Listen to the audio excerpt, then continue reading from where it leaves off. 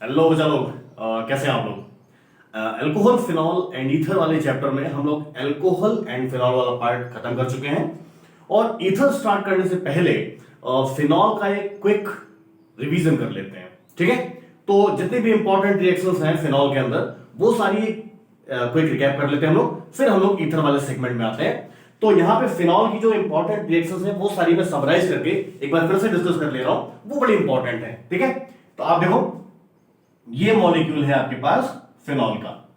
Benzene ring के ऊपर आप OH लगा दो, इसको बोलते हैं फिनॉल या hydroxy benzene, very common compound. ठीक है, अब देखो सबसे पहले इसको हम कैसे हम लोगों ने इसको बनाया था, आप ये देखो ये मॉलिक्यूल है मेरे पास बेंजीन सल्फोनिक एसिड का। अगर आप बेंजीन रिंग के ऊपर SO3H लगा दो तो ये बेंजीन सल्फोनिक एसिड होता है। अगर हम यहां से H को रिप्लेस कर दें और यहां पे लगा दें सोडियम तो ये सॉल्ट बन जाएगा सोडियम बेंजीन सल्फोनेट। इस सॉल्ट पे आपको NaOH के साथ इसको हीट करना है, इसको ट्रीट करना है।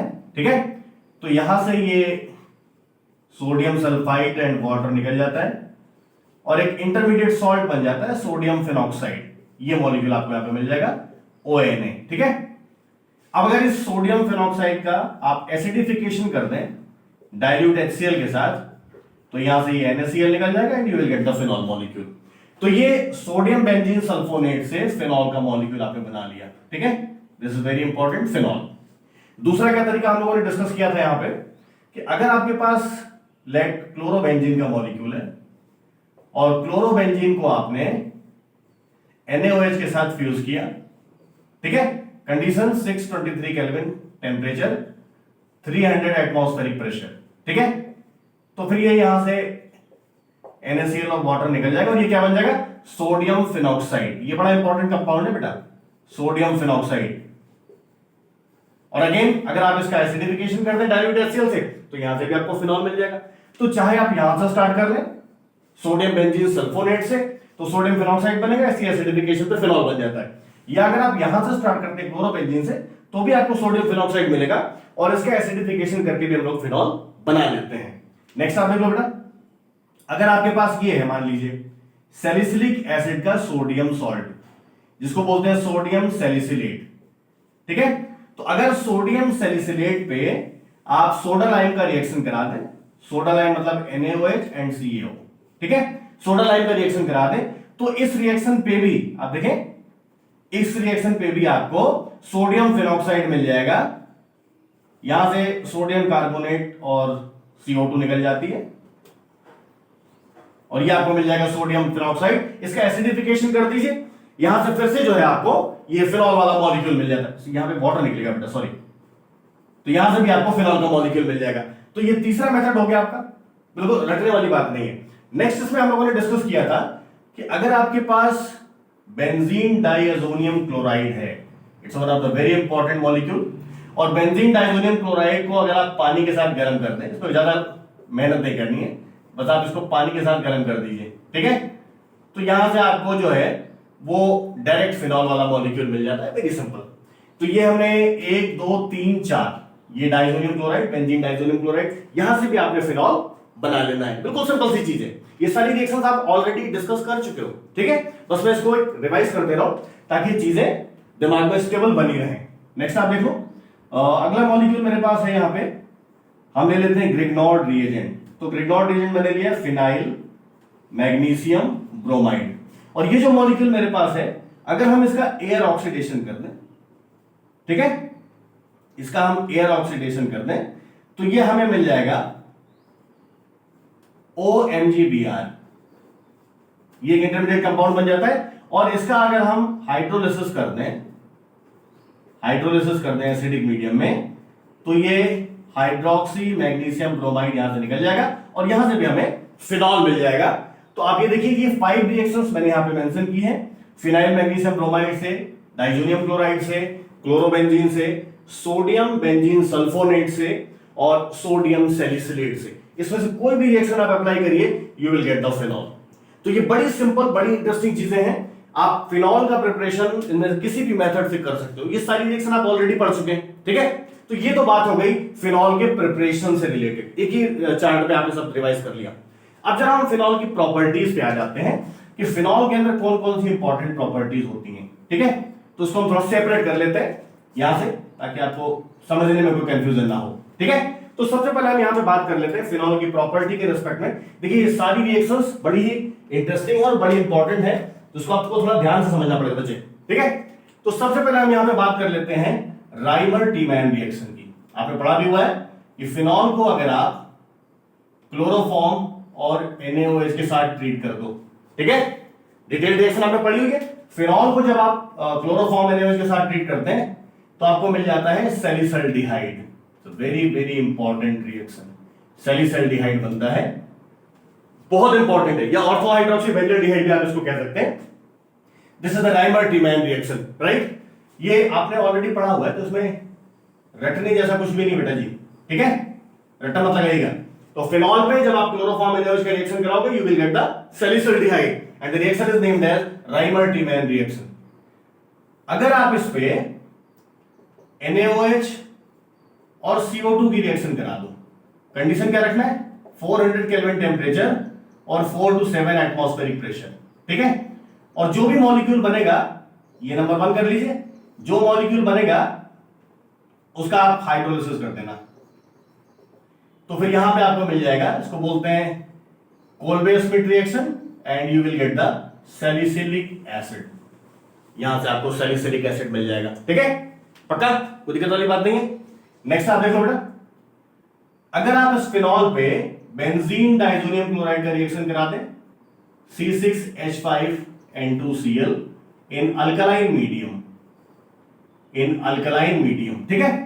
तो अगर आप डाइजोनियम क्लोराइड की रिएक्शन फिनॉल से कराते हैं तो यहां पे कपल टाइप का कंपाउंड बन जाता है, ये दोनों मॉलिक्यूल आपस में कपल हो जाते हैं और ये बन जाता है para hydroxy azobenzene.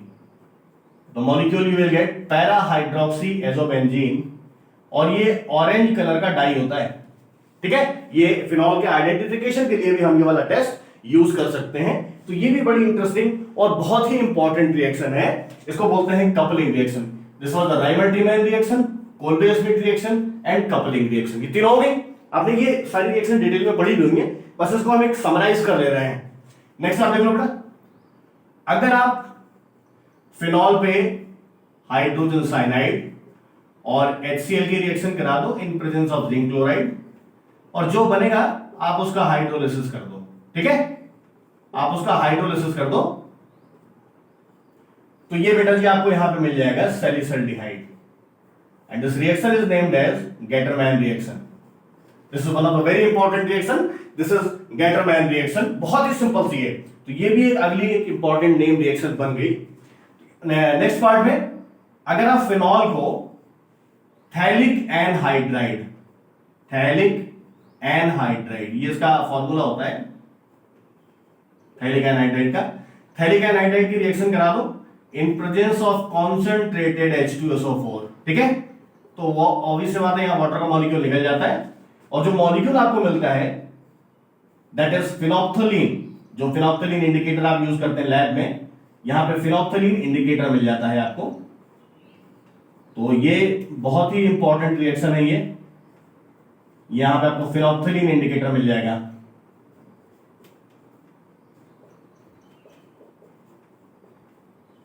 Phenolphthalein indicator, पक्का। तो ये नेक्स्ट बड़ी इंपॉर्टेंट रिएक्शन थी, रिएक्शन विद थैलिक एनहाइड्राइड। इसके बाद नेक्स्ट पार्ट में आप देख लो बच्चे, अगर आप थैलिक एनहाइड्राइड के बाद फिनॉल की रिएक्शन आप फॉर्मल्डिहाइड से कराते हैं, it's again very important reaction. इस रिएक्शन को हम एसिडिक या बेसिक मीडियम में करा लेते हैं, एसिडिक और बेसिक मीडियम में। फिनॉल की रिएक्शन फॉर्मल्डिहाइड के साथ एसिडिक और बेसिक मीडियम में, रटना नहीं है। तो यहां पे आपको मिल जाता है ortho and para product, ortho hydroxy benzyl alcohol, ये थोड़ा कम बनता है, and para hydroxy benzyl alcohol, para hydroxy benzyl alcohol, ये प्रोडक्ट आपको मिल जाता है।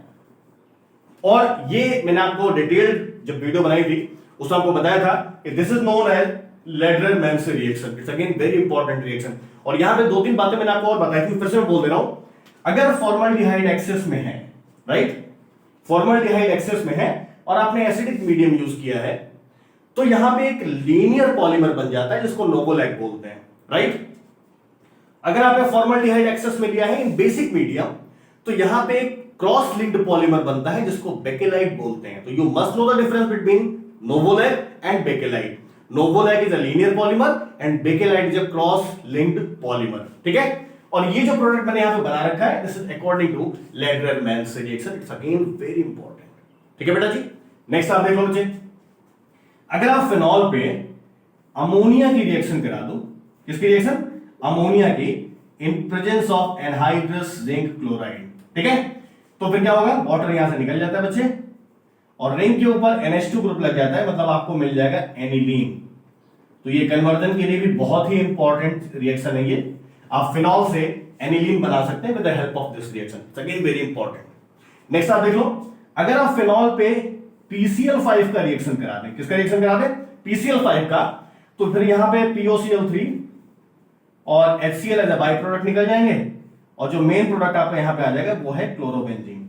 हालांकि ये बात हम डिस्कस कर चुके हैं कि ये जो रिएक्शन है PCl5 वाली, इसमें क्लोरोबेंजीन मेजर प्रोडक्ट नहीं बनता, मेजर प्रोडक्ट होता है ट्राइफिनाइल फॉस्फेट, ये ऑलरेडी हम डिस्कस कर चुके हैं। बट रिप्लेसमेंट के अकॉर्डिंग अगर हम यहां पे डिस्कस करें कि OH को हैलोजन ने रिप्लेस किया, then we will get the chlorobenzene as the product here, ठीक है।